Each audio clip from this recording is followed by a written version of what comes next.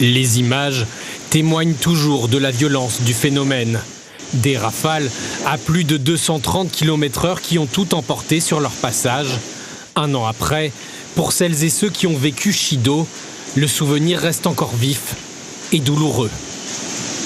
C'est la fin du monde, qu'il y a beaucoup de vent, qu'il y a des tôles qui commencent à partir dans tous les sens. En fait, le mot que moi pour décrire cette situation-là, c'était apocalyptique, parce que c'est clairement l'impression qu'on a eue. C'était vraiment la fin du monde. La fin du monde. Rien n'a résisté à Chido. Les infrastructures, la nature. Près de 60% des habitations sont endommagées. Le bilan humain est lui aussi catastrophique. 40 morts officiels, probablement plus en réalité. Moi, c'est surtout le après. Quand on vient et qu'on sort, on va à l'extérieur et qu'on se rend compte qu'en fait, que tout est détruit. Même les personnes sont détruites. C'est pas que niveau matériel, c'est vraiment la nature qui est détruite, les gens qui sont détruits. On va sur la route et on voit des voitures qui transportent des corps. Depuis, l'île aux parfums se relève tant bien que mal.